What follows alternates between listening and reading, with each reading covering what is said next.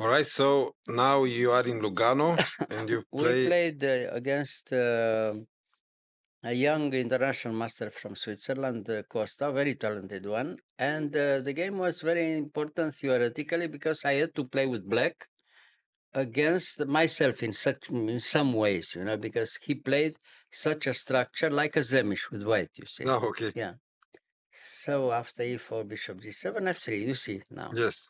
The problem is now something in between Benoni and King's Indian, and the move order is also important. White can put the bishop in e3 or in g5. The theory said that he had to put the bishop in g5 later on. Mm-hmm. Yeah, he follows this recommendation and he puts the bishop in g5, and we see what happens later on. So now you have to play very well with black. The move order is very important again.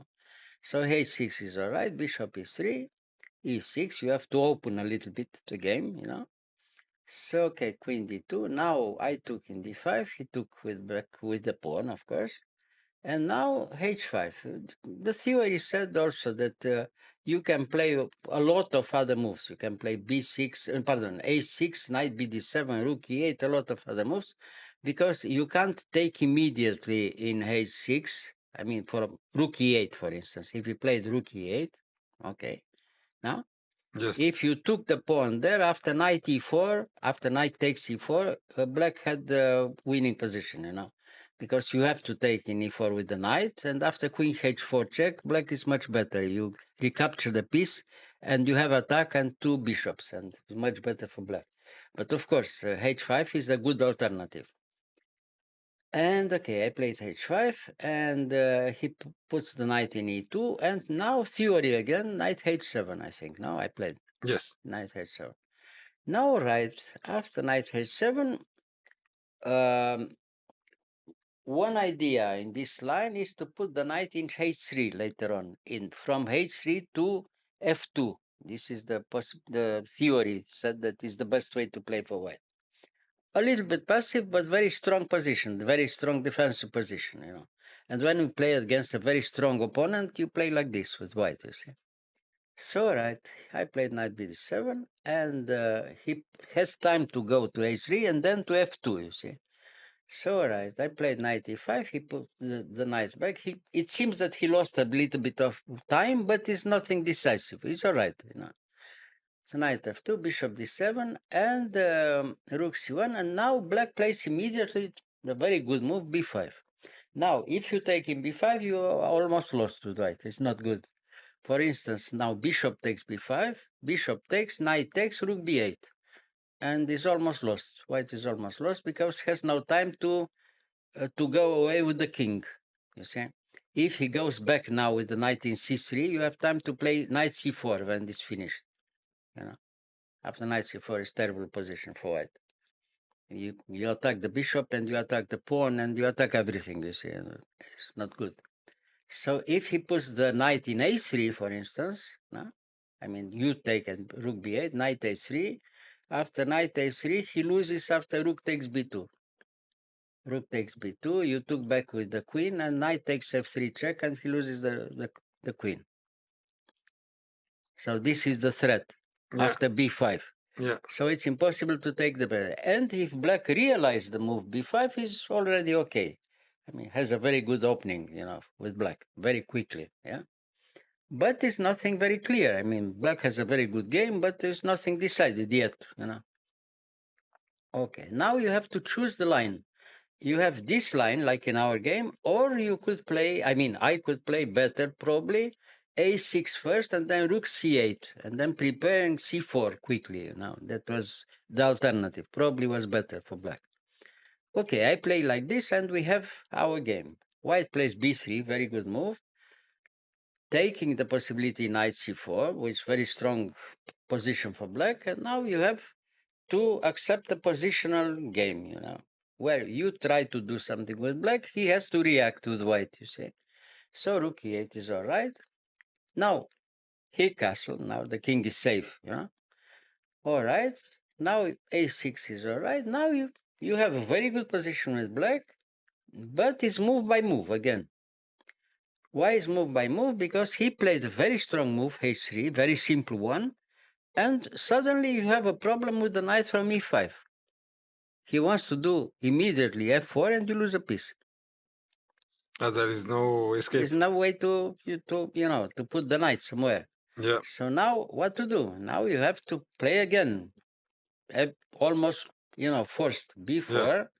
The knight moves back to d1, and now you have to put the bishop there to have a square for your knight. I mean, the knight has to go back to d7 after f4. But now, again, the game is very unclear. Now he has to wait with white. Again, very good defensive position with white. And how can you win? The problem is that black tries to win, but how? You see, you have to play very active and very normal moves. You see, knight d7 is all right. Later on, you open the E line, the E file, and in some positions you threaten also to play f5. Maybe, later on, you see. Okay, white has to react. He goes back to f1, and I played knight b6. In some positions, you want maybe to play immediately c4 if you have time. And after knight b6, you have time also to come with your queen in d7. All right, now again, he has to accept this, and he tries something on the other side. Finally, he has to do something. So g4. All right, after g4 he took back with the pawn, but the position is completely changed. We have something else here, not the same. It's very unclear. Who is better? Nobody knows, but we are both in time trouble again. But more time trouble for him. White is in big time trouble here. Okay, so after king g2, he waits again, and black wants to open completely the game, f5. Okay. but why did you open? Because he was in But it's time. very good. It was the only way to try to win. If you don't do anything, you don't win with black. So you have to open completely the game to force the decision. So, okay, f5 is very strong. He took in b5. I took in b5, of course, with the pawn. No? And bishop f4. And again, he gives you the possibility to go wrong. Now, if you take in g4, he has time to take back with the knight. And finally, he has a very good attacking chance with white, because he controls all the squares and all the white pieces are there, where it Yeah, seems to be, the best possibility to do something. Okay, so I put back the knight in f6, and he took there, and I took in d5. Probably it was even better to take with the other knight, but like this is very tricky because you have a very good possibility to go wrong. You see how and why. Okay, I took there, and he took the pawn in g6. Very bad move. It seems very good, but it's very bad mistake. And now the big surprise: rook e2 and white resigned because he loses the queen or yeah, more he than was. the piece. You see, Mm. but actually he loses the queen forced. The But queen has no move. yes, yes, yes, yes. He cannot take the rook. You can take, or you have to take, or you have to do queen d3. The only two moves. Yes. In both cases, you lose the queen with check. Yes. And here is an beauty prize. Okay. Yeah. Hmm. So that was the trick with the knight. And yeah, that was the trick. Because he could have also pushed here. Well, after that, you It's the can same. you can play again, rook e2.